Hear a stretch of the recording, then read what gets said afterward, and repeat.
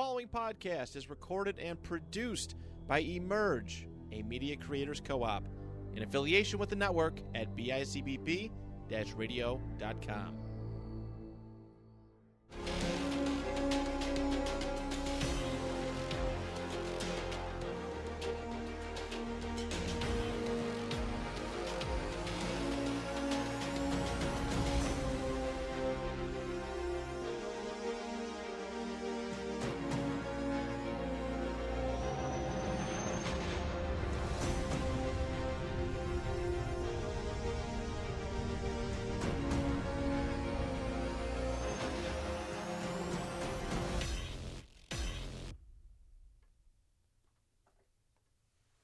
Hello there, and welcome to episode 2 of the 716th Attack Legion podcast.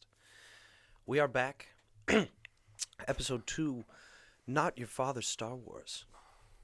I am joined today with Jack, and off camera is Jordan and Christian, as always. We have two special guests with us today. Why don't you introduce yourselves, gentlemen? I'm Paul. I'm Jack's dad. That's it? Long time listener, first time caller. I'm Rich Morano. I'm Christian's dad. I'm also the owner and operator of the studio that we're using. So, dads, we've invited you here today to discuss your experience with Star Wars, specifically what your viewpoints are and how you felt when these movies came out. Obviously, you guys got to experience firsthand what it was like when Star Wars came to life. We unfortunately weren't around or even a thought in your minds at that point. But we want to hear from you guys about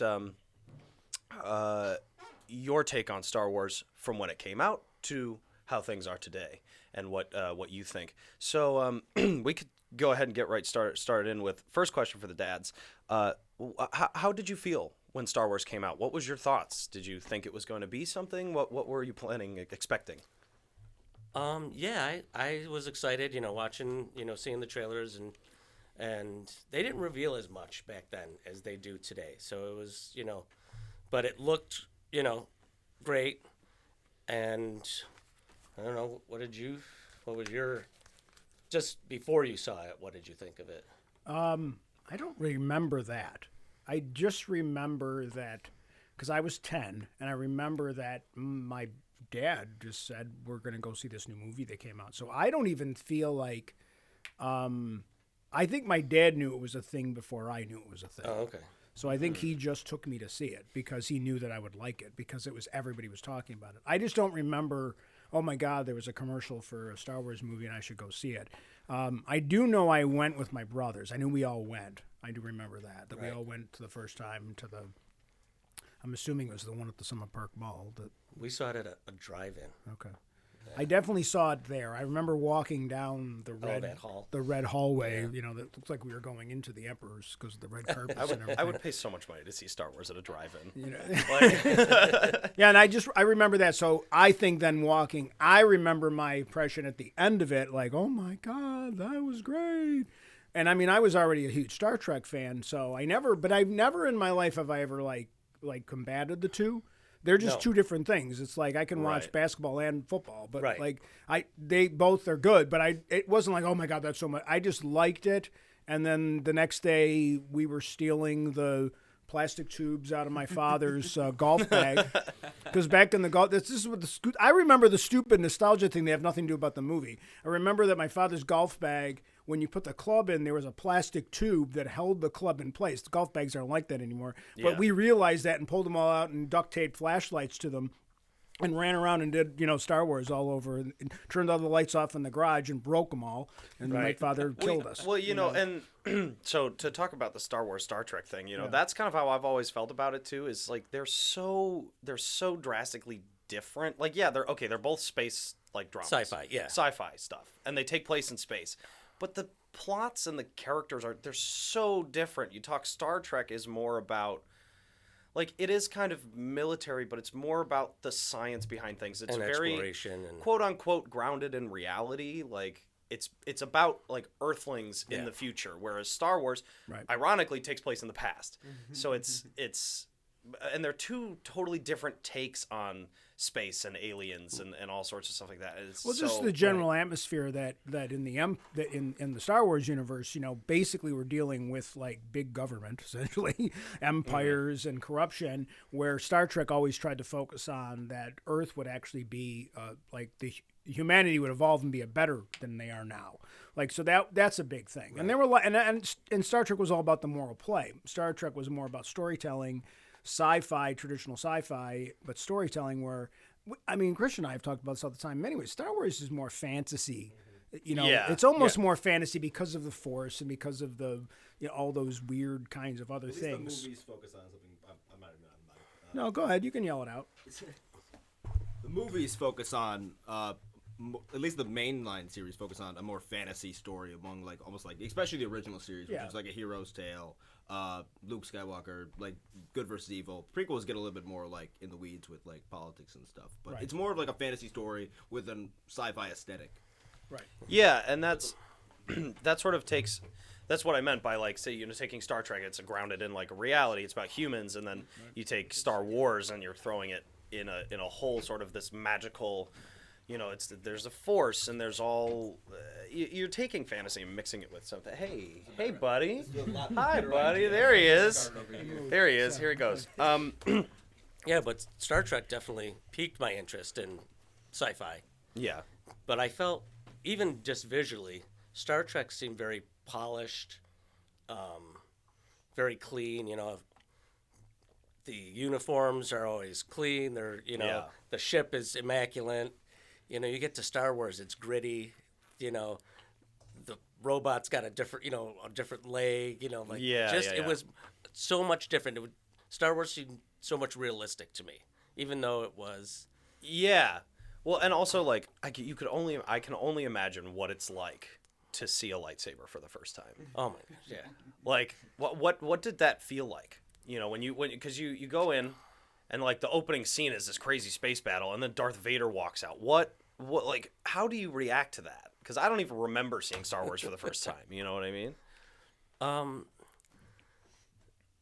There was so much going on. It just an assault of your senses because you've got constant. That's a good description. Yeah, like constant laser, or blaster fights going on, explosions. A little bit of humor mixed in there, but you were just captivated. I was captivated because before Star Wars, I liked Star Trek, but I also loved, westerns, war movies, stuff like that. And George Lucas took all of that. You have characters that look like a cowboy. Han Solo looks like a gunslinger.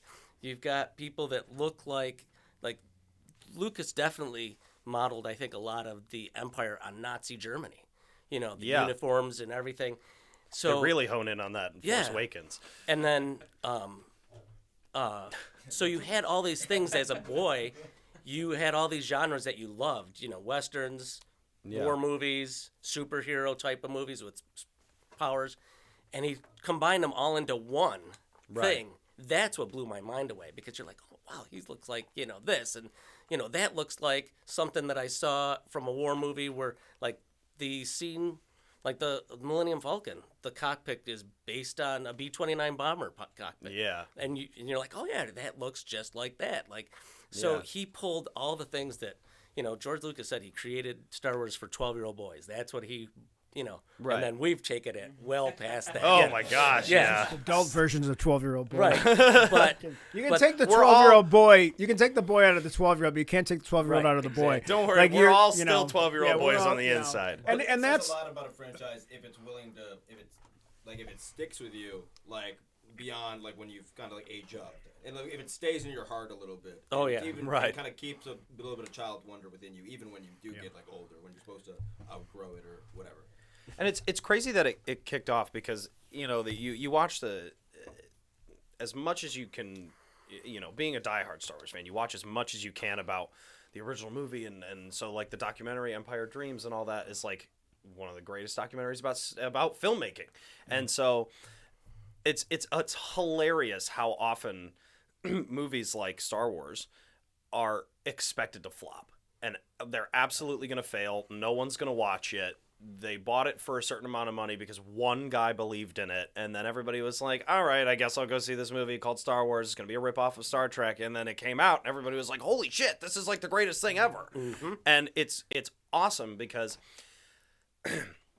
hearing that, you know, you hear it from George Lucas himself. He's like, I wrote this movie in college. I wanted to make something fun, and I had no idea that it was going to take off, and then that takes off, and now it's a multi-million-dollar franchise, which this is sort of my mediocre segue into the second question, which is that they expected the movie to fail and it didn't. So then they said, holy shit, we got to make a second one, which then leads us into Empire Strikes Back came out. And the whole world was like, arguably, it's the greatest sequel in cinematic history. It is. So 100%. That movie came out. Have you not seen Lord of the Rings? So Empire still trumps any movie Jordan, ever. You are the host of this podcast. You're gonna get kicked off of your own podcast. You're gonna get kicked off your own show here, brother. Well, before Did you get, you let me know before that when Viggo Mortensen kicked a helmet. Yeah. Well, before you get to Empire, what I want to chime in is I also watched the Making of the Magic Industrial Light Magic miniseries that they did on Disney. Which was an amazing and series. 10 out of 10 recommend. When you listen to it, one of the things that I always recognized about Lucas was that now, like in the last 20 years, as I've read more and seen more, is that he wanted to change filmmaking. Yes. And Star Wars, when he started to work on Star Wars, he realized this would be the vehicle to change the way movies were made. And not just like from a sci-fi standpoint, but just like in general, the way to incorporate technology.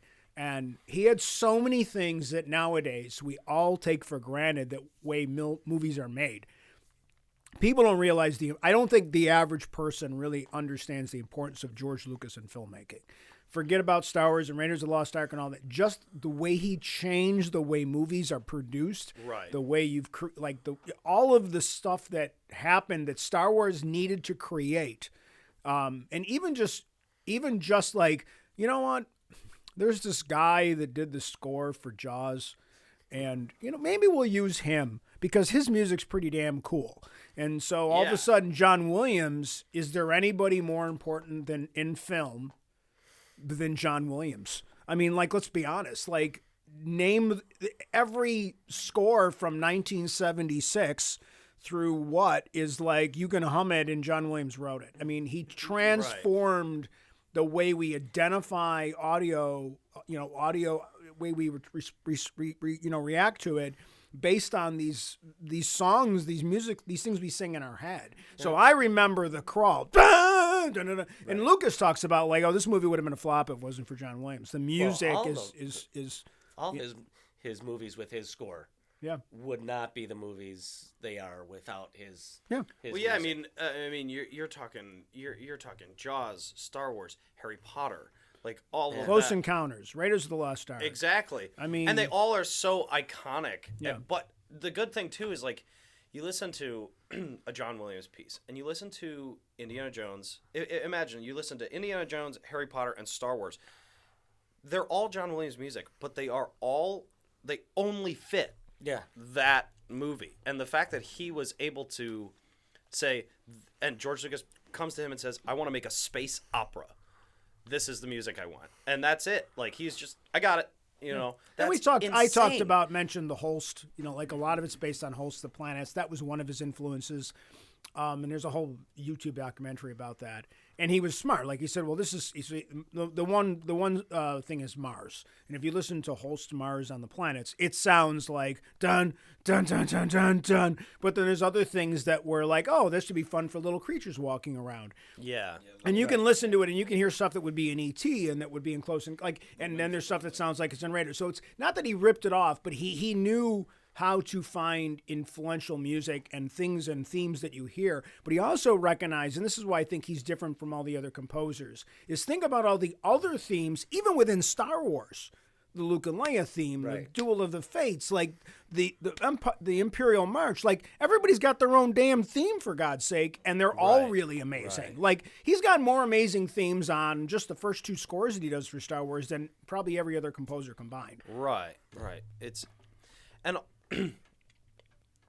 The other element of this that I wanted to bring back was you watch the Force Awakens documentary, and J.J. Abrams really talks about like when he saw Star Wars for the first time, and what they wanted to do with that movie is bring it back to what they did originally, which was that everything was real elements. Yeah. So all the CGI was not CGI; it was practical models, and like the ships were models that were like this big, and they filmed it on a blue screen, and it was all real. And I think that's the one thing about the original movies that I love is and you can tell that there's a generational shift when you watch the prequels. Yes. Because you can tell everything is fake in the prequels. Not to be that guy, but there's a couple set elements in the prequels that's real. More surprised. I mean, more of it of the prequels is practical than you think. Most ships in the prequels are still models, like in the way you just said. The vast majority, even like something like the Geonosis arena. Yeah, the arena is a mini model. Like a lot of much of it is still models. Even I think Naboo might be a model if I remember correctly. But either way, there's like Naboo, like the waterfall in Naboo that like you see this like nice weird like mist almost. It's coming off. I remember I was watching a documentary that they revealed that they literally just poured salt. Like, and they filmed that, and they would kind of put that right in. They had these beautiful like Naboo waterfalls and stuff. But I see the overall aesthetic though. I'm talking yes, definitely. The effects, like ships flying and the creatures and all that stuff. Like in the originals, hold on. I'm gonna take this back for 2 seconds. Sorry, Jordan. The stylistic shift, yeah. The creatures in the originals were costumes. They were all costumes. It was all makeup. It was all there. It was real. You could interact with it. And then you get to Jar Jar, and you're like, he's 100% fake. Where today, Oh my god. not that We love Jar Jar. we love Jar Jar. He's the Don't get me best wrong. character. Jar Jar's great, but He's the I'm- center key to everything. I'm talking the effects here, guys. Don't crucify me. Hey, here. One it's thing important, that- though, to the everything. Like, But you can it's tell, back to and the so- One thing technology that me and my argument. dad have talked about on a pretty regular basis is like you could do CGI in the movies and like it could be good, but like for whatever reason when you're watching the original movies and like you watch the new editions with all the new CGI characters in it, like the Takes it film out. that they filmed it on was not like a pristine film. And so then you get like these pristine creatures walking in a frame, Right. and you can obviously It tell. lost that grittiness. You get that one. My least favorite shot in the entire revamped version of Episode 4 is when they pull up and the stormtroopers stop them, and you have that. It's beautiful. too much. It's a beautiful shot of them coming up, and the stormtroopers walk up to them. It's the And they, these aren't yeah, the droids they you're added a looking for. friggin' They lizard. have this weird lizard Yeah, thing that yeah. just blocks the entire shot, and then it leaves, and you're like. It wasn't And don't get me necessary. wrong, I Yeah. love it. I mean, the movie's still amazing, but it's and I get what they're trying to do, but it's so it looks like somebody took a PNG of a dinosaur, put it on the thing, Right. and bounced it across the screen. I want to say I want to say two things about that are the same thing. Jar Jar is is an obnoxious character, but I will say dare you. the concept of an entirely CGI character and the influence of that on upcoming film is important. Yeah, that's Yeah, true. it's- So It I was will groundbreaking. acknowledge that that's again Yeah. part of Lucas's vision of how to change filmmaking. But here's the problem where it really fell apart for me. We liked Puppet Yoda. We loved it. We believed that's what Yoda in our heads looked like. And then all of a sudden we got CGI Yoda, and it just didn't feel right. Like this, I mean, it sounded right. And I will say one of my favorite shots in all of Star Wars, in all of sci-fi, and all of film is Yoda dying in Episode 6. Yeah. I get emotional to this day. There's a Skywalker, and he dies, and the look on Mark Hamill's face as he kind of has the sadness. Now he's lost another mentor, and then that fading away shot, which is just crappy. Like that's a simple thing with a balloon. Literally a It's cross a bal- dissolve. and it's a balloon holding up the blanket that they let the air of so the blanket would rest. Right. And I cry emotionally when I know he's becoming a Force Ghost, but like but that's a puppet, and that's just tremendous acting by a voice actor and puppeteers. And there's nothing in the CGI version of Yoda that reaches that level. Now, granted, it was very early in that CGI, but I think for me, that's part of the disconnect And I love the prequels. I never was a hater of the prequels. I love the prequels. But that's, to me, was where they too much relied. And I understood why, because that's what he wanted to do. And it's his movie. He can do whatever he wants. But I just felt like they should have found some mix between the two. Right. I mean, the Phantom Menace Yoda looked like a sleep paralysis team. Well, the like the puppet one. And we'll continue. It doesn't on. look like Yoda. We'll continue on with the prequels here in a minute, but I will say that in '99, I mean, when the Phantom Menace came out, it was a puppet. It was a puppet, and then they went back in 2004, and George Lucas was like, "I want to add all these effects." Yeah. And so then they went back and did it again. But we'll get to the prequels here in a minute. Yeah, we were going to talk about Empire. Yeah, let's talk about Empire Strikes Back. So here we are. You've seen the first Star Wars. It's been 2.5 years, and the trailer comes out for Episode 5, which at the time wasn't Episode 5. It was Star Wars 2.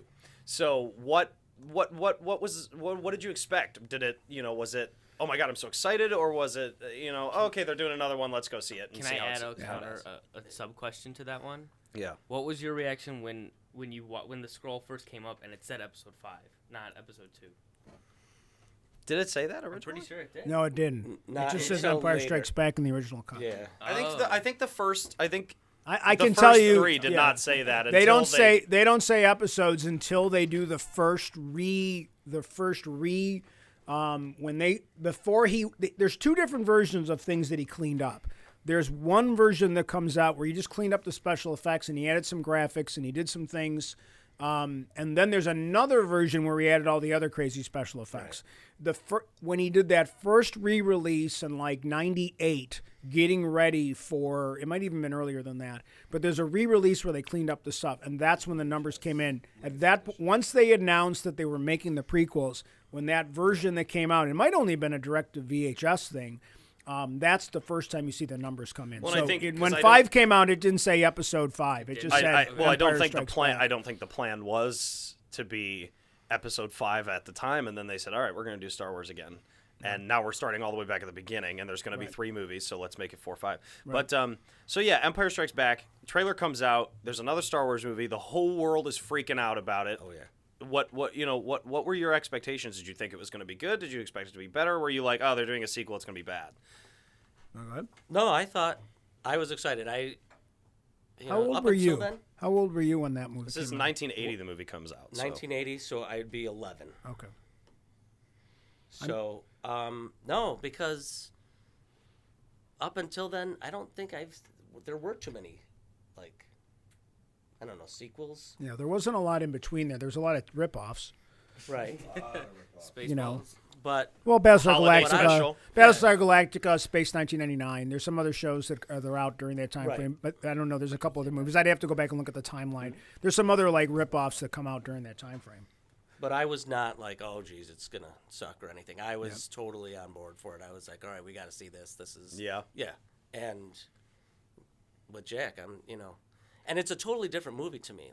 Oh, yeah. A New Hope, you have the conflict, they win, everybody cheers. That's the thing. One of the first times I've been, at a movie where people are cheering, and from the get-go with Empire Strikes Back, it's, one loss after another. You're by, Luke almost gets killed by a Wampa. Then they almost freeze to death. Then, they get kicked, their butts get kicked by the Empire. Then, it's just one loss after another. And you're getting exhausted watching. You're like, oh my gosh, this is not the happy ending that I'm thinking of. Well, that was very rare at the time to do a movie where the bad guys win. Yeah. It was aside from Halloween, which was Michael Yeah, Myers is a right, serial yeah. killer and he kills everybody, but you're talking all these characters that you loved now from the first movie, and they're just getting beat to Yeah, death by exactly. and how do you sort of? I can only imagine sitting there and going, we're screwed. Yeah, yeah. How everybody's losing? What is this? The only thing that I could relate yeah, it to, go ahead. just real quick, is Avengers: Infinity War. How everybody felt when Yeah. Oh, yeah, you're Thanos defeated snapped, after that and movie. everybody I remember leaving that, and we're all just like, oh, I'm emotionally spent. And then you get to Endgame, and we're all like, "All right, well, let's see Yeah, what the hell we're gonna do right, now." right. But what, that's how we I left it felt. off right in the middle of nowhere. What are we gonna do? Yeah, that's how I felt at the end of Empire, because Yeah. you're getting beat, and then you have that huge revelation. and you're like, no, like people cried out in the movie theater too. As Luke is saying no, people are saying it too. Like, Yeah, so I want to talk about that. Yeah, like let me kind of touch on his a little bit too. Exactly, it's the same thing. First of all, I do remember the trailer because again, now in 1980, I'm like 13. My mother tells me I'm too old to buy Star Wars toys, which is very frustrating. But I was buying them anyway. So I still mad at my mom that she wouldn't let me buy the Death Star playset. Every year I asked for it at Christmas, and I was told I was too old. But it was too expensive. But so Empire comes out, and I'm a Han Solo guy. Like, I love Han Solo. So I love Empire because there's so much Han Solo. And he's just like, I love the character development into that film. Every character develops immensely. Even Chewbacca, like, every character has huge character development in their arcs, which is why I think it's such a good movie. It's incredibly well directed. I think it's the best sci-fi movie of all time. I don't care. You can tell me other things, but I think sci-fi is the best movie of all time. That is the correct answer. Because according to of the Jordan, production quality, and we really get to see in that movie the ideas of the first movie, like what the universe is like outside of if you work for the military. Because Star Trek was mostly like you saw the military aspect of the worlds. But then obviously a space battle in snow is just genius. Yeah. That not everything works quite right. New creatures. The Empire's definitely like Vader's immediately more scary than he is in the first movie. The introduction of the character, Luke's development, pulling the Kodak light handle out of the snow, which turned out to be a lightsaber. Everybody knows that it says Kodak right on the bottom of it. actually, it Graphite. also says, if you look, it says made in Rochester. New It's York. made in Rochester, does. New York. It does First- say that. Yeah, that's where his lightsaber's made, which is obviously because that's down the road from us. But then you mentioned the realization. I make the joke to my students for all these years that I was a teacher that I'm so old. I remember when I didn't know that Darth Vader was Luke Skywalker's dad. Like that's how old. Like they're so. related? Yeah, I mean, So when you're there and you're like, what? This is- what? And no, let yeah. me finish because here's the second thing. Then half an hour later, the character that we all want to be, we all want to own the Millennium Falcon, right? Everybody wants to own the Millennium Falcon, drive around and have like where's the bedrooms in the Millennium Falcon? Those are serious questions I have. Where does he sleep? And and then the movie just kind of ends. Yeah. And it's like, and I waited 3 years for this one, so now I gotta wait 3 effing years to find out if it's true because there's no internet, there's no social, like that to me is what I remember. You mentioned, Infinity War, but we knew Endgame was coming out next year. We knew it was like 10 months or whatever the heck it was going to be, where we were like 3 years and there's nothing that tied us over. There's no other movies coming out in between. So that to me is why it's such a thing. Well, that's George Lucas. When he grew up, he watched those series in the movies. Right. and Really, they're- really they're- good point. And Yeah. they all had those cliffhangers. They always ended. The hero of the story is like, you think, oh my gosh, is he dead? You don't know. And you would have to wait, whatever time. And he grew up watching those. Yeah, the movie serials in the 40s. Yep. And another Buck thing. Rogers and Flash Gordon, Yep. and every week you'd ever know, like even the Batman cartoons, shorts that were back then. You're right. Yep. You had to come back next week and spend the day in the theater. Yeah, and I can only imagine what it would be like to sit there. Luke Skywalker's his hand just got cut off. It's this huge emotionally driven battle over Obi-Wan, and his friends are in trouble. He knows all of this. He's like, I'm finally gonna get him. He gets his hand cut off. He's like, I want you to tell me what happened. And then he's like, psych, I'm your dad. Surprise. His hands that it's like the most well-preserved secret. Yeah. They didn't even tell anybody else that they were going to do that. There was only about 4 people that knew, and most of us have probably seen that video on YouTube or. Where they said Mark Hamill is talking Mark about Hamill, it. the director, and Lucas, and I believe there was one other somebody else that knew. and They they said that- changed the line on set Yeah. when they shot it on set. I think it was Obi-Wan killed your father. and Right. it's- and That's what all the obviously he people knew, on the but- set heard. I think Right. the only You people know. that knew were George, Mark, James, and Urban then Kirshner. yeah. And Mrs. Lucas, because you can't keep your wife. You're Yeah. my wife knows everything before I know it. So, Jordan has something to say here. What do you think? So I remember the first time I watched that with my dad, and it was just one of those, it blows you back, and you're like, whoa. And that's just me as a kid watching Star Wars for the first time. But I remember when they came out on the VHS, that second release, or where it was a gold black Darth Vader box. That was my first experience with Star Wars. I'm a little bit older than you guys. Good bridge there. I remember when Phantom Menace came out. I was about that 5-6-year-old. Let's see, came out in '99. I was born in '92. I was 7 years old when it came out. So that was my. I was months. Yeah. So, but I think you guys are missing something that. Yes, that was a great reveal. But what I liked about Empire is that it shows the training of the Jedi. Yeah. You have Yoda, and now you have seagulls.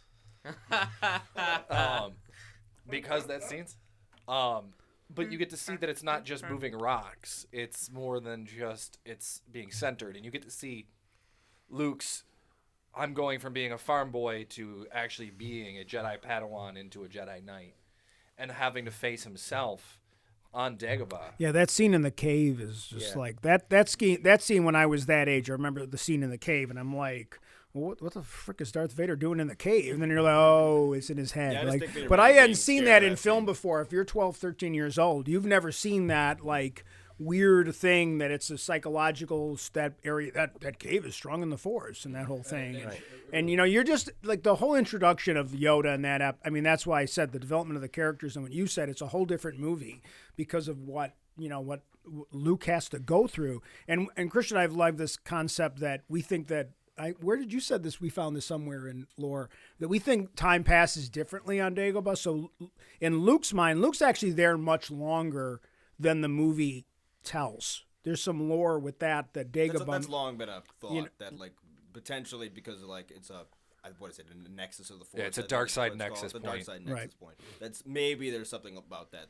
maybe makes like. That's why he's able to develop so much skill in that what seems to be really short period of time. No making comments about Rey, so I'm not going to get into that. But I think it's canonically, at least as far as I know, he was there for about a month. Right. I don't know if he perceived it differently, but I'm pretty sure that they confirmed he was there about a month.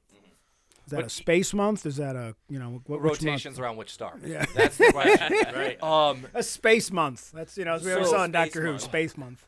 That's like if you've ever seen the show Invincible. It's like right. Oh yeah, right. Omni-Van goes to the planet to fight all those Martians, and he's only there for like a whopping 10 minutes, but for him it's been 12 months, and he comes back and he looks like he's covered in blood, crazy, covered in blood, huge, bearded. And I'm the first time I watched the show, I'm like, excuse me.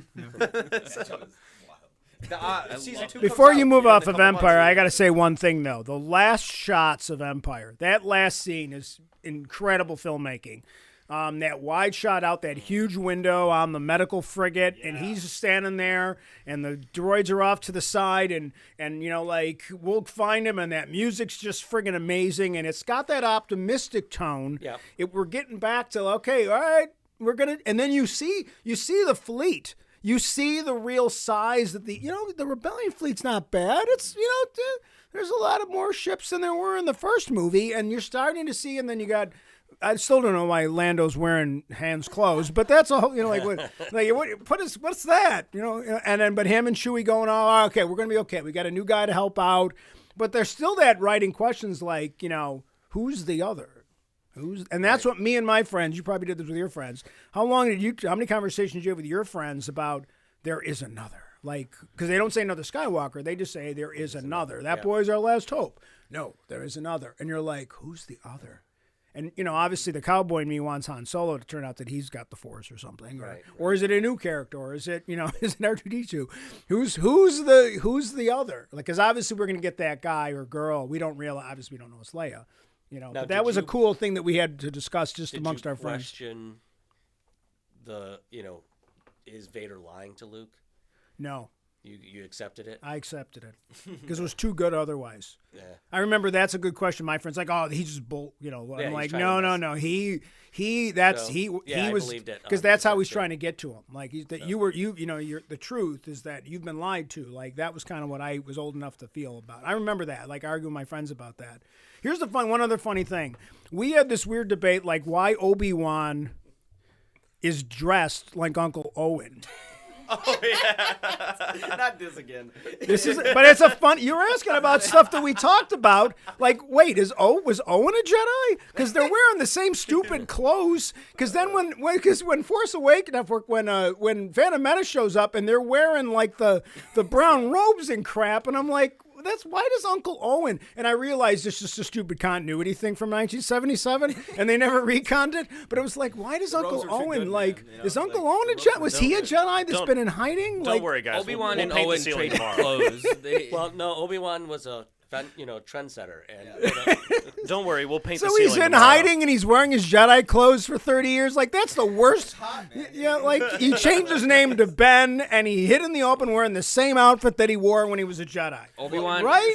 Obi-Wan gave him the Jedi robes Yes. so that if someone came looking for Yes, I was looking just for gonna say Obi-Wan, that. they would have killed Owen instead. right. Good. We got Maybe- him. Maybe we can close, Owen. You should wear- maybe we can just explore this in the Kenobi series as to why they dressed alike. Maybe they went to the same tailor. We don't know. We're in a lot of stores on Same Tatooine. Taylor. We're in a lot. All right, sorry about that. Oh, again, I'll reiterate. We'll paint the ceiling tomorrow. So then, you obviously have this very dramatic cliffhanger that leaves everybody going, what the hell are we going to do now? And then, 3 years later, 1983, now we have Return of the Jedi. Revenge. At the time was Revenge of the Jedi. Yes. How do you... Uh-oh, the shirt's coming off. Yeah, it's hot. Hello there. warmed up. So Revenge of the Jedi comes out, and you're like, all right, let's do it again. And what are your thoughts? Are we finally now? I can only imagine. I say that a lot. I can only imagine, but I can because I wasn't there. Is Darth Vader's Luke's father? Han Solo's in peril. Luke lost his hand. Now he's got a robot hand. Leia's like all in shambles because Han's gone. They're in love. I love you. Oh. I was like, wait a second, what? Ladies and gentlemen, we just have a profession of love on the podcast. Whoa. It's a promposal. I know. And so you have all of these pieces. What were your expectations going into 6? At the time 3, but, was it? That I yeah. don't Then know. there was better, what I considered better trailers, and I remember seeing the trailers, and I'm like, oh my gosh, Luke is like wielding a Join lightsaber. Luke Skywalker on his third adventure in Star Wars. He's doing some serious head chopping, and he's like they did some clips of the Jabba's skiff and stuff like that. So I'm like, oh geez, like he's upped his game. So I was really pumped for that. You? Yeah, I agree. I just love. The only part of the movie that falls apart for me is a little bit like there's too much on Endor. The moon, Yes. the forest moon of Endor. Excuse me. Big People get very upset man-eating about teddy that. bears. Well, that was like the first sign of. That was like the first true sign of like the prophet seeker in Lucas was those damn Ewoks, where he Yeah. realized that if I put some things like in here that kids Yeah, really if I like, put a bunch and of that- teddy bears in I there, don't I can even. sell a bunch I of mean, toys. I joke Exactly about the the Ewoks as kind of like there's Well, some they're definitely some supposed to plot be faults they were in supposed to there. be Wookiees which at made the more time. sense considering Yeah. we had Chewbacca, but then he was like, all right. But it was also like because those suits would obviously cost significantly more. I And- get and all you of need like right. a bunch, how many 7 foot tall? But there's so men. much other good stuff. I mean, I think about like yeah. So like not there's too so many female Wookiees in first. canon, I'm but- sorry, go ahead. Sorry. Go, no, No, you you're go good, ahead. you I'm go. sorry. No, you're good. There's so many. The battle is amazing. Oh, that one shot that was the most expensive shot in Oh, film. and you have so many ships. all that going that at the one same- shot, like yeah. too many of them. Then you see that one shot, and I love that shot. I had a poster of that interceptors shot. go by. I had that. Everybody did, I had yeah. that poster Yeah. of all that one shot. That was the most expensive shot, like for many years because of the amount of level of green screening they had to do for so many different ships and everything. And then, but I mean, like I think the most amazing thing about 3 is, now think again. This is again our 1977. We meet Darth Vader. Darth Vader is a jerk. He's involved. He chokes people. He kills Obi-Wan. Then he cuts off the hand. He's just, all the terrible things he's doing. And then in that third movie, now you've hated him for like 3. You really hated him really for 3 years, like hardcore hating him. And now you're sitting there in that movie, and there's that scene when Luke turns himself in, and then you start to feel a little bit for Darth Vader. It's too late for me, son. And then they take Luke away, and then there's this quiet moment of Darth Vader just standing there looking sad and like, wait, what? I kind of feel a little bad for the dude. And then you get to the scene, and then you're literally screaming, help him! Yeah, like you got, come on! And then you're literally cheering for the worst bad guy of your childhood. Oh, yeah. Yep. And that, to me, that any problems with Ewoks or any of that crap, throw it out the window, because that is amazing friggin' storytelling in any genre. One of the top 10 moments in any movie ever. I mean, because of the progression of the character to make you take the villain that you've grown up watching and turn him into the hero in what, like 20 minutes?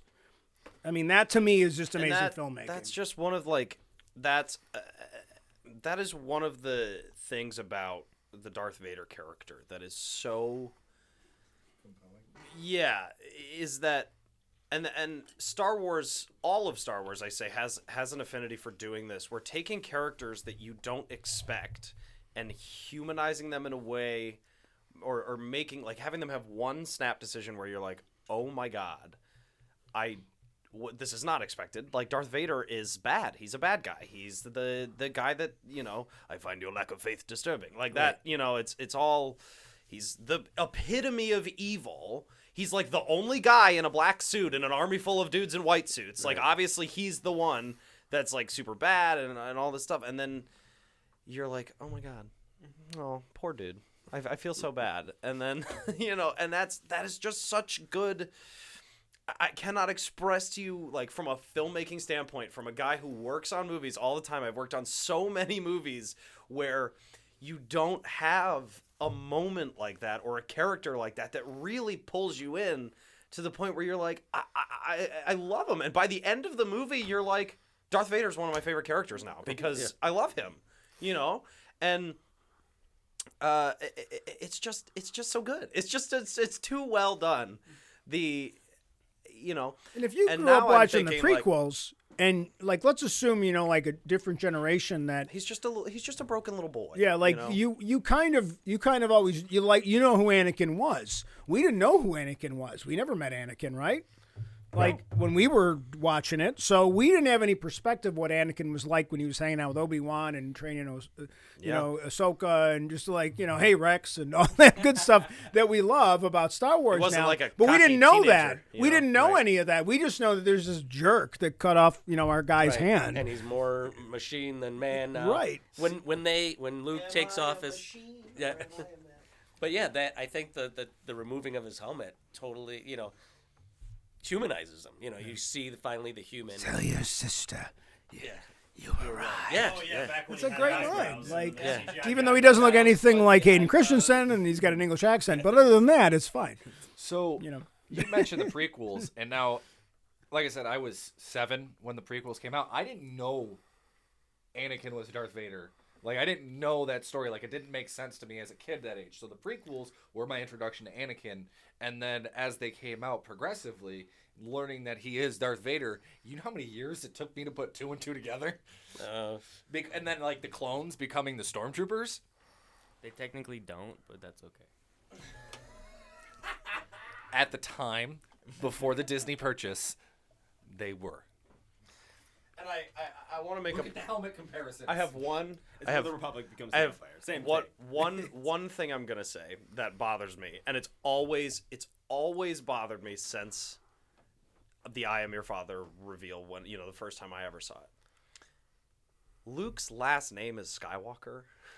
Yeah, it's the worst hiding ever. Anakin's last name is Skywalker. Did they not He doesn't like once? sand. ever think? Not going back. But did they not once ever be, he's like, I'm Luke Skywalker, I'm here to rescue you, and they're like it's like Leo DiCaprio in the Once Upon a Time in Hollywood. He's like, what? Yeah. Did nobody Would think she? that But why would Leia know? Like, I don't think Leia's a name. Nobody knows that Darth Vader's Anakin Skywalker's Skywalker. talking about the bad like guys. a common Yeah, name, right, like right. Smith. Because they believe, and this isn't, Anakin died during Order 66, during the Purge, that he died fighting against the Jedi. But And he was trying to Yeah, Leia doesn't know who Anakin. I'm not talking about them. I'm talking Right. about the bad guys. Like, did like- the it's like the last name Emperor, Jones, had no okay? idea? There's only two people, and the Emperor knew. He knew that he had children, and he knew that because he wanted to take him and become his more powerful I don't apprentice. think that the Emperor did know. They Went into that was hiding, my thing. is and they they know about the stuffed kid. Padme when she's like when they're At the Yeah, freedom. when to she the died, funeral, they stuffed her she's- body. She's stuffed, so it looks like she's still pregnant. So no one ever knew that she had the babies. The only two people that supposedly knew at the Oh time God, were I Bail and never Obi-Wan. caught that. Yeah. I was 55 years old when I realized, I'm a terrible meme now. I never realized that. Yeah. Oh crap, that's so Yeah. smart. And so I never because caught they that. had to hide the fact that she had the kids. And so I'm sitting here thinking, Owen, come on, bro. Like, change his name or something. Luke Lars, let's do it. Luke Come Lars on. or Yeah. Luke Starkiller or something. Well, I don't think there's like a it's not like the Google. Like Google They don't have like did Anakin's nationalized children thing like live? that. Like there's no way that they're looking it Or up. maybe and, Skywalker's like Smith. and he's in the That's not- middle yeah, of nowhere. Skywalker's such a common name. And he's also in the middle of nowhere. Like he's not exactly like he's not on saying that. The Outer Coruscant, and he's not Yeah, like he's on like a remote. he's like, not playing yeah, that's true, basketball in that's true. there's no Coruscant. reason He's that, getting like, a Anakin would scholarship ever or something. go You know, back like home nobody after knows. his mother Yeah. died there Yeah. realistically, so there's no real reason for Vader to ever go back there. Although Vader does go back like in canon a few times to Tatooine, but yeah. I don't know. So- but the last name being Skywalker though, isn't there like a new thing, or not even new, but like didn't they add with like the Thrawn stuff? At least in Legends, that like Skywalker were the weird like Force beings that like the Chiss would use almost. They would call them Skywalkers. Because they didn't have like navigation, like they didn't technology essentially. So what they would do was they would basically enslave like Force beings essentially, and they would be on the I think like the bridge or whatever, like almost like Dune in a weird way with the spice. It like, was whatever. female Chiss who were force sensitive up until about the age of 12. I'm guesstimating on the age. I don't remember exactly. Before they lose their force sensitivity, they would call them Skywalkers when it would translate from their language. Oh my God, Jordan! Somebody cut off your arm. No! I just noticed. I made the joke that Richard Kimball's looking for him, but he didn't know. He's never seen that movie, so he didn't. See, I have never thank seen you. the movie. I'm glad you've seen the movie. Thank you for that, because I thought that was pretty good. Right? It was on TV yesterday. I think that there's also kind of like a way that George explains it, if you think about it, is that like in Phantom Menace, we're getting way off topic here, but it's okay. Star Wars, what it's about. Well, we're making the In- progression. in Phantom that's- Menace, in Phantom Menace, Qui-Gon says to Shmi that they would have found Anakin if he weren't on Tatooine, which is such an out of the way system. So like Tatooine's not really monitored, so like they kind of threw. Well, it's Luke hut there. space. Yeah. So the Jedi stay away from hut space. And even the Empire didn't like fully like control Tatooine. Yeah, the Empire, that was a weird thing. The They were Empire didn't there, control but they a lot of weren't. hut space, They weren't actually, there. If I remember correctly. Yeah. They feared the huts. Yeah, but to say like the Empire just kind of let the Hutts do what they wanted in at least a few pockets of the. Well, of because space. it's like the idea behind a dictatorship. You know, you cut that head off the snake, you're going to create a power vacuum, and we're seeing that in Boba exactly, Fett. and they would also employ like their bounty hunters and stuff, obviously. But- But it's still. Say what you have to say first before I take that one. Yeah, go ahead. No, just go ahead. So the question still stands though, that like what you were saying about the Skywalkers thing. The word Skywalker is so impactful in the entire universe. Why wouldn't you just be like, I think that word's a little too on the nose? Because, like, as Yeah, you're and saying, to like, be- Skywalker no, means yeah. force sensitive. I think it's I'd just have been one like, of those things yeah, where- no, let's fucking not do that. I think it's one of those things just got to yada it's just yada. one of those Like, weird there's- they inconsistencies. didn't think about it. I think It's it one was of also the like, very tiny inconsistencies that the prequel has with like the originals for a couple little things, like when like R2 didn't like Obi-Wan don't recognize each other and stuff. Like Right. it's just one of Right. those things you can't make everything work. Right. Like 30 years later. Or Because whatever it again, is. going back to your original point, nobody thought this was going to be anything. Nobody thought we'd be doing that. There'd be these people sitting around an old door that serves as a table, having a discussion about this thing in 50, 60 years. Like no one's doing that. When they You know. remastered the movies, they should have had him dub over the word Starkiller. Yeah, it's like So you know. I'm Luke Starkiller, and I'm here to rescue you. That is such a great line, though. It's so optimistic, right? I'm Luke Skywalker. I'm here to rescue you. It's just such a great, like, it's so silly that it's great. Like, it's perfect. So a couple You're things who? to circle back to the original. The Emperor found out that it was Luke after they blew up the Death Star. As soon as he found out it was Luke Skywalker who blew up the Death Star, he instantly knew that it was Anakin's son. Boba tell Anakin? Yeah, Boba told Anakin that Luke is his Skywalker. No, I think the Emperor probably knew. Well, the Like, Emperor but the found Emperor out. probably I didn't only tell googled Vader. the Emperor. They have that scene with the very, very, very horrible. I imagine, original witch given the way woman that the who- Emperor treated Vader most occasions, I doubt that he would have told him immediately that his son was Yeah. alive. Like that's very unlike that's not within the Emperor's character. He would have saved that as a card to use later, which I think he does. Well, it is kind of funny. Like, how did he know? Like, how does the universe know that the Death Star was destroyed? Okay, so that's obvious. But like, is there a Twitter and there's like space Twitter there's the hologram.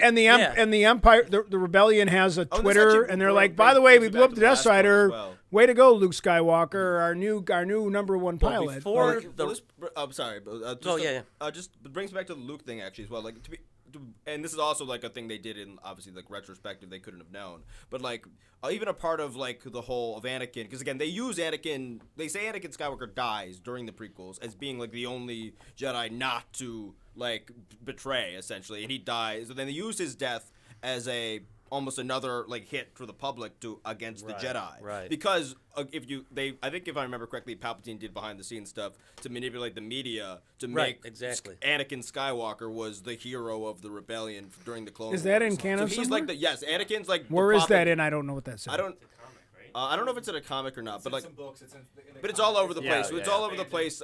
So they kinda imagine it's in worked the out. So they novelization used of the the I didn't know. I didn't know. like- Yeah. But either way, it's known that like Anakin was like basically the propaganda darling of the Empire by that point. And even in Clone Wars, as the show goes on, they like subtly like put him next to Palpatine more and more often. Okay, so like, people knew who Which- Anakin Skywalker was. I think they Oh, knew yeah, who he was, because but they didn't know that he was like bad. No, Yeah, they Because didn't. obviously Obi-Wan didn't know. But you were referring to what is it the holodecks, which is like the basi- HoloNet, which is HoloNet. Yeah. So basically, it's like a media reporting. In the novels, it talks about them reporting Obi-Wan and Anakin's exploits constantly. Like Yeah. it was like Right. And the HoloNet's everybody. kind of just radio, weirdly, like in Star Wars. Like it's not really a messaging system. Like we have some of it, but it's not really a widely accessible like system of like communicating like across Are you planets. kidding? Like Hologram- like in Andor, like he had to go to like the one Holograms person have to, like some of the make worst Wi-Fi communication. connection in all sci-fi things ever. This Yeah, is right. a terrible glitch. But But we have better Wi-Fi now than they Right, had seriously. in the Galaxy Far Everything's Far And then Away. again, it It's was a like long, long analog, time right? Yeah, it was a long Because time like ago, even yeah. the droids, like their droids don't have like a hive mind at all. Like each droid is individually programmed, like by itself. They don't Could you share imagine the information at workers all, that like had on a to build system. that? Like they Until they plug in, They you had know, there was power that they would send wirelessly, but it's not like an information Right. system. It's Right. just the power. So I have two more questions for you guys, and so obviously these three movies came out. They became they became the three. It's the trilogy of this. The universe. It's like the most popular movie series ever at the time. And now now you guys are getting older. You have kids. What was it a goal for you to get your kids into this, or was it? We'll see if they like it, or like. Because I know for me, like when I get to the point where I have kids, I'm like, they're gonna watch Star Wars, they're gonna love it, Or they're Was it- getting disowned. or they're getting disowned. Was that a thing for you guys? Was like, I gotta get my son to watch Star adoption. Wars, like they have to watch it. You know what I mean? Or what? I was what did pretty you think? sure that Jack would have liked it. Do you remember seeing? I do. I remember watching Star Wars for the first time. Star Wars was So the first how old movie I were ever you watched when I in my showed life. you? I think I was And we did it in We did it in Oh, release yeah. order. release order, yes, because I didn't want him to watch the prequels first. That's how you should do it. Yeah, I think I was like 5 or 6 at the time. yeah, that's what I thought. And it was just like any other day, but my dad was like, "We're gonna watch a movie, and and we're just gonna sit down and I'm not gonna say anything, and you're just gonna watch the movie. I just want to let you know, this movie changed my life.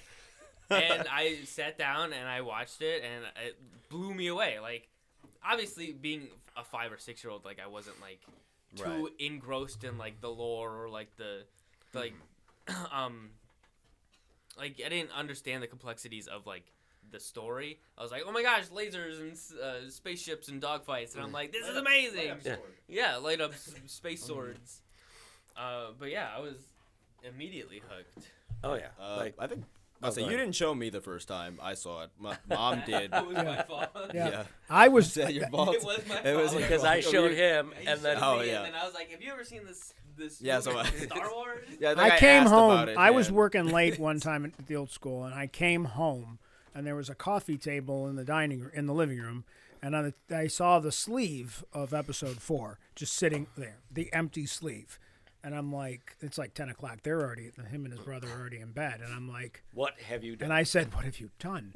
And she's like, oh, I'm sorry, they switched my camera. I'm like, what did you do? She's like, I don't know, Jack. I guess the Shaws watched Star Wars, so I figured, the boys might like it. I'm like, you have no idea what you just You've taken your first step you have into a larger world. you have taken your first step in a larger world. You have no idea what you've done. They're like, I don't even think they were that interested. I'm like, tomorrow, anything that resembles a stick will be a lightsaber. Yeah. And within like 3 days, Legos were turned into blasters. Yep.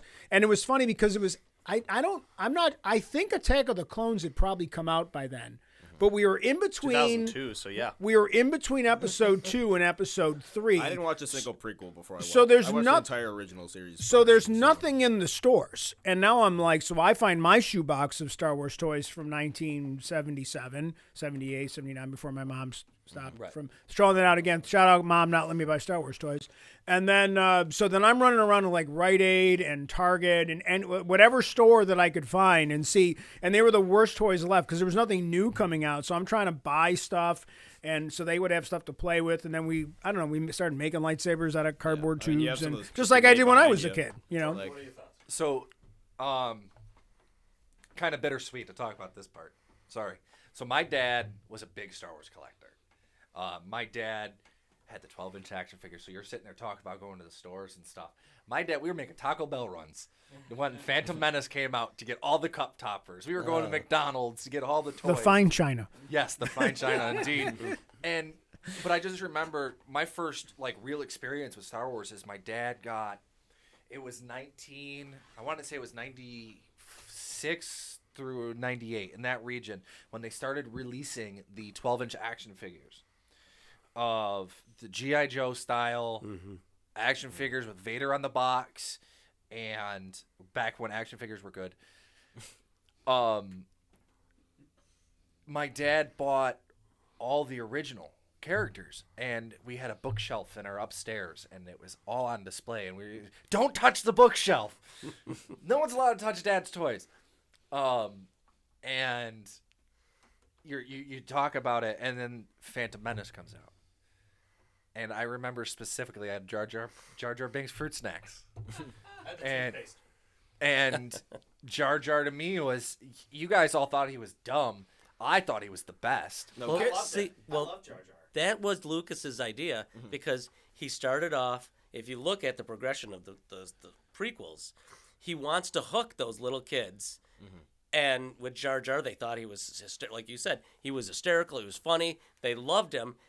And then as the movies go on, they get darker and more, for more mature audiences. So you hook them when they're like 6 or 7, and by the time you get to By the time they're 12 or 13, it's like you're ready for that really dark. a bit more ready for it. Yeah. Yeah. So, but like going back to the originals, like I can only imagine how my dad felt watching them. So my dad was about your guys' age. My dad was born in 65. So he was about 12 years old, I think. Math's not my strong suit. Yeah, Sorry. Gotta cite the math teacher on that one. When A New Hope came out. So I can imagine how I felt being how he felt, and he's like, wow, this is something else. So, and now him not being here, I've taken that and I've pushed that onto my daughter. Yes, I pushed it onto her. That's what I said. I said, you're gonna watch Star Wars, you're gonna like it. Well, she kind of found it on her own, But at the same time, I definitely, once she piqued the interest, I was watching a movie on TBS when it was on, and one day I watched it, and she was like, "Oh, what's this?" And I'm like, Get ready. You're gonna like on this. up. "Come, my Padawan." Yeah. Well, I know what we did. Like, I know that obviously. So we watched. You guys watched the trilogy, and then and then obviously we knew that Revenge of the Sith's coming out, and they're gonna want to see it in the theaters, and we knew how it was gonna end, obviously. Right. So, but we weren't gonna deny them that opportunity because they would, they were getting old enough that they could handle it. So we did have them watch then Phantom Menace and then Attack of the Clones. Right. And like, it's funny because Zach, my other son's favorite character, is Anakin Skywalker. Such a good. He loves Anakin Skywalker. I think that's a fair assessment. He's an all right character. No, but I mean, guess. growing up, like he liked, because he was a little kid, and here's this little kid, and he's pod racing. So for him, he's identifying with it from that level. Well, and that I brings think it back to the thing that Paul said. We're like Jar Jar is like for the kids. Like if you were a kid, when you like obviously when you're older, Jar Jar maybe doesn't like hit as much. But for kids like who first watch Jar Jar, like it's for you. You're gonna gravitate to that, and you're almost as a kid like supposed to step into Anakin's shoes a bit, and like he's almost your vessel. And then he's a slave, and then he's a guy with a laser sword, like a knight, comes up to him, along with like an alien that even he's never seen on this crazy world and a beautiful like girl that he falls in love with and shit. And it's exactly an angel, like he says, and that's like always like on paper why the prequels like have always worked, because there's so much like the whimsicalness of that, of being like swept away into like a story by like these three like and R2 like he's like a friend that he will go on to be like they're like literally fighting a war. the greatest with, character in the like, universe, by the way. So yeah, exactly. R2D2 is the greatest character in the Hondo universe. Wanaka's gotta be. But But I remember. Oh, I'm sorry. Go ahead. Yeah. Now, we actually went to see it because it was the first. Yeah, we went together. Yeah. Yeah, we and all went before together. we brought them because we're like, well, let's. Oh yeah, I forgot about that. You and I went out. Yeah. We went out the night, like the midnight to version. see it because Make you sure, guys yeah. were only. Do you remember the police at that? Do you remember the police at that night? we're talking about. This is a funny story. This has got nothing to do with podcasting, but remember the funny story about the police? Like 6. Didn't they make an announcement? They made it. Go ahead, you can tell the story because you tell good stories. So. Well, no, I don't remember it.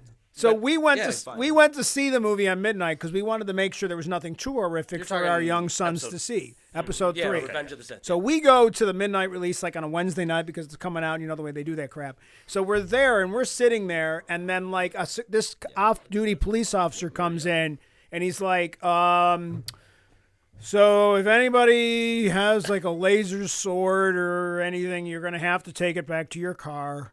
Because there was people dressed up and everything, yeah. Well, and then you saw these like guys like sheepishly nerdly yeah, get totally. up and walk out with their lightsabers to go back to their car with their lightsabers. Because I think that the management was where they were going to start getting up and start start fighting. Nobody was going to do that. We're going to watch the movie. Like we're not going to. Nobody was It's going to not start. like the Rocky Horror Get Picture too Yeah, it worked wasn't- up and you're right, gonna right. fight, you know? Like, My dad told me that story. That cop was my dad. That's hilarious. Oh my god! Because that's like one of my favorite Star Wars moments. It really is. My dad, because they had 3 cops working that night. That's hilarious. Oh my My god. dad picked the midnight because it was the release and he was a big fan. He goes, I'm gonna watch the movie though.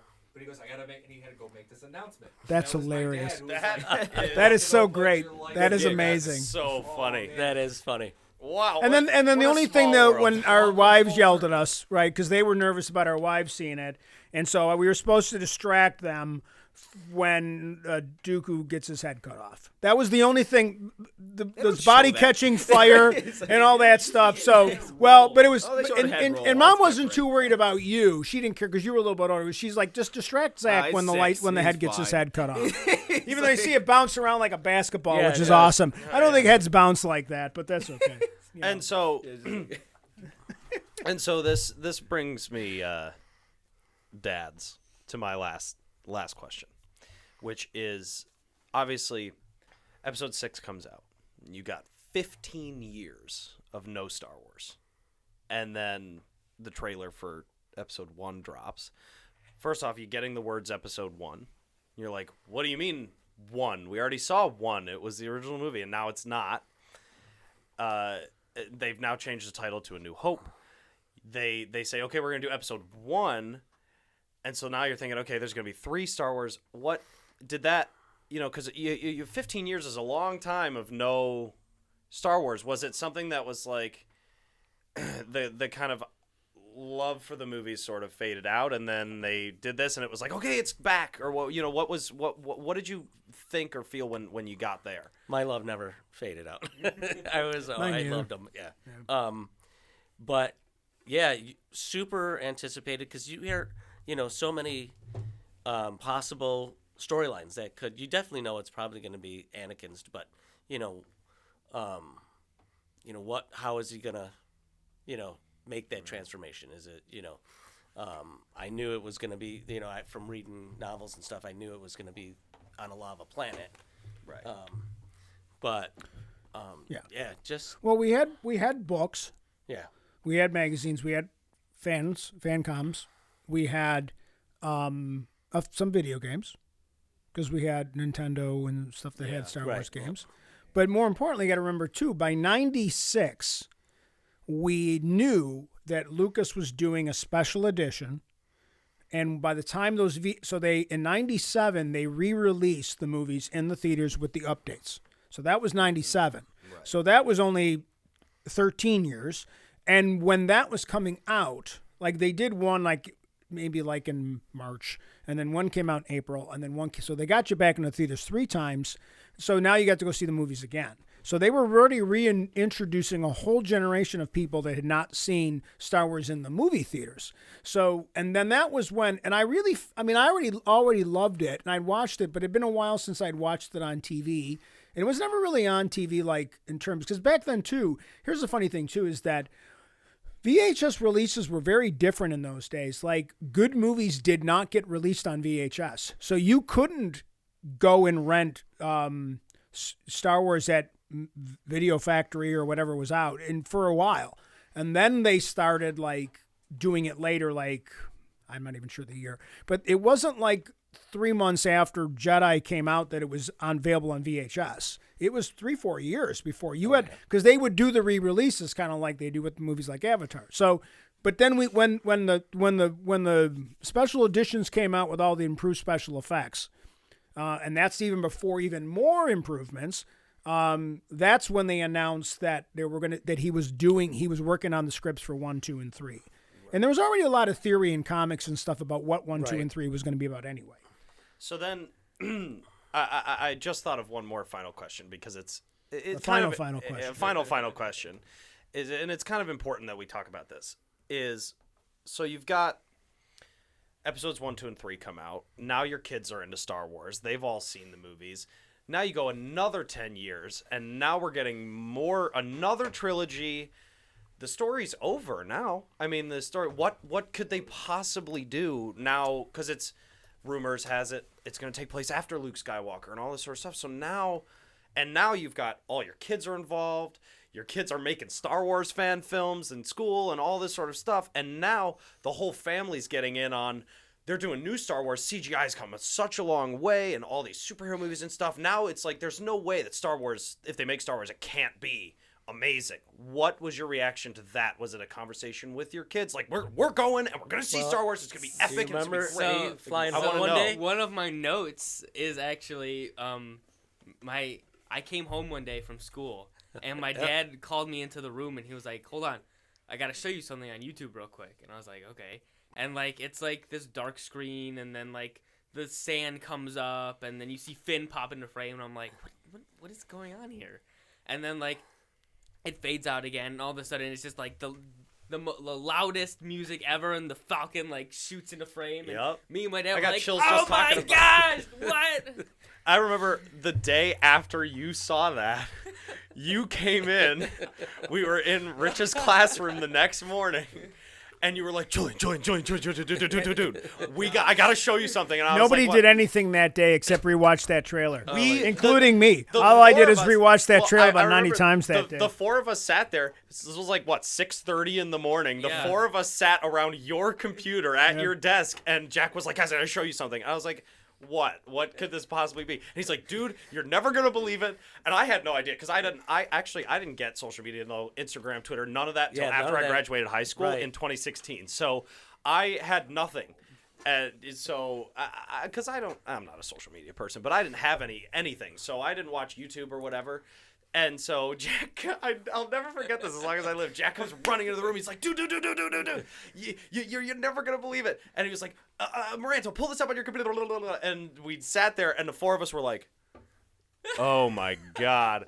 It was, and I just remember, and the music from that trailer is so good. And then we all went, all right, let's make a Star Wars movie. Make a Star Wars short film. But I do believe in that trailer you see. I think, or maybe shortly after that one, you see Han and Chewie come in, and Yeah, they're like, Chewie, we're home. We're home. In the We're very home. first trailer, he says, Yeah, we're home. Yeah. So I'll then I'll you, never forget the look on your face when. so I'll never then forget you the look on kind of Jack's knew face. that, and then you heard from different, online things that the whole cast is signed back on for these. So then I'm thinking, oh my gosh, like you heard all these crazy stories about how powerful Luke became. He's pulling starships out of orbit with the Force, and all He this went straight Star Killer.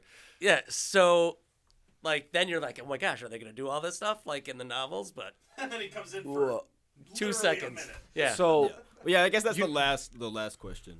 so real quick, you mentioned Jack's film, and I had watched that trailer so many times over, and then my brother, Ryan, comes in and shows me Jack's film, and I think I watched that thing like 7, 8 times. I think almost But- everyone in this, at least the main. Which one Yeah, was that's that? three. Julian versus Allie or something? Yeah, I think that's the first one. Julian versus Allie in the Performing Arts Center is the first one. So I watched. There's that great shot of Julian, like where it's like your face, and you like have this like really tight close up on your face, and you're like, there's this hilarious shot of your face. I It's so good. watched your fan film to get me pumped to go watch. Wow.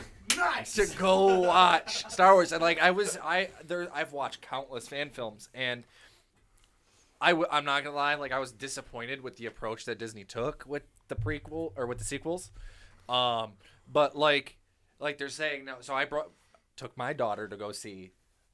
We took her out of school. We're going. She has seen every single Star Wars movie with me that has come out in theaters on opening day during school hours. No, is she as big a fan as you, or is she just like, oh, this is something I like to do with my dad, or like? It's a little bit of both. Like she's a big fan of Return of the Jedi. She loves Jabba for whatever reason. Interesting. She's 12. Oh, okay.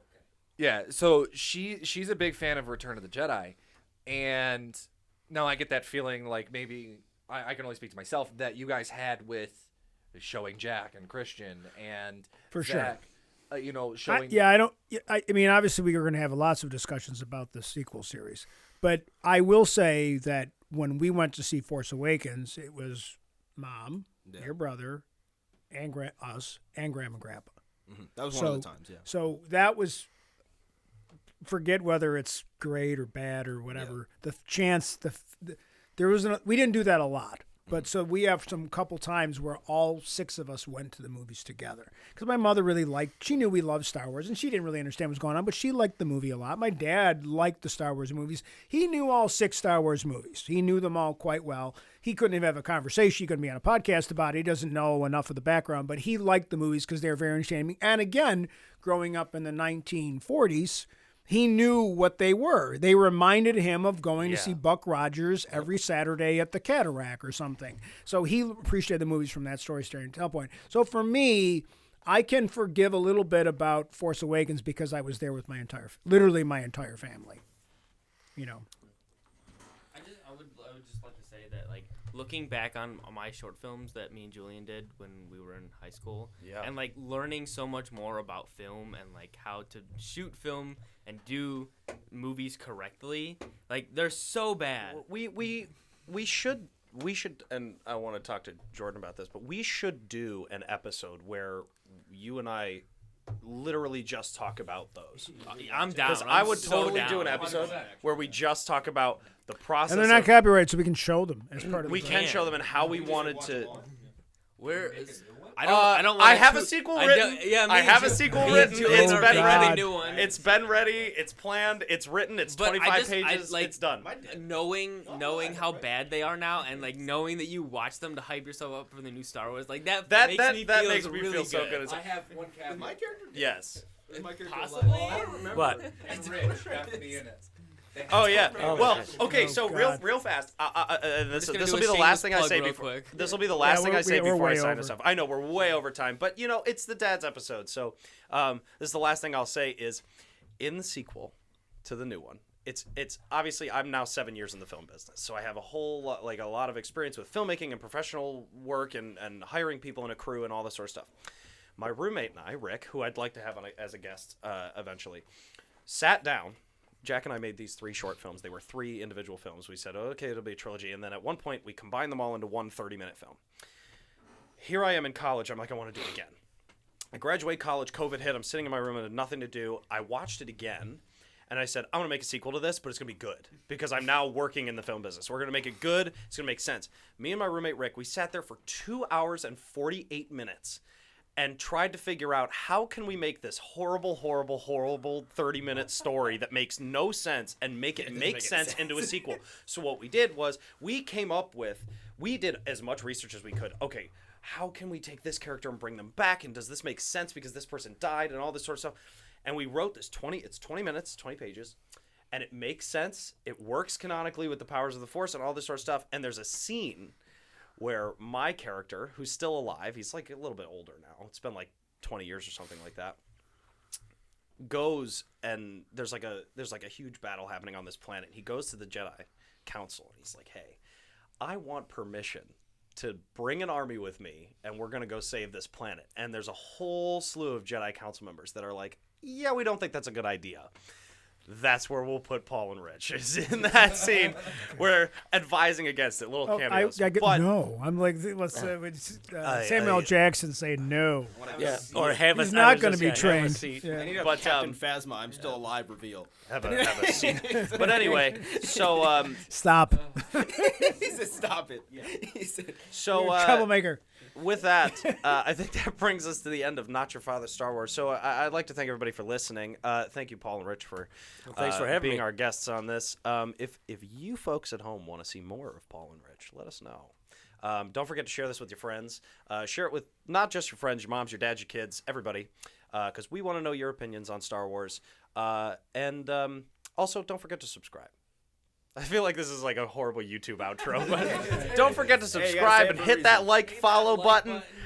No, but I won't do it unless you say it. so in anticipation for the next episode, we'll be talking about the prequels and our opinions on clones and the prequels and Clone Wars and all sorts of little things like that has to do with a little bit more modern age Star Wars.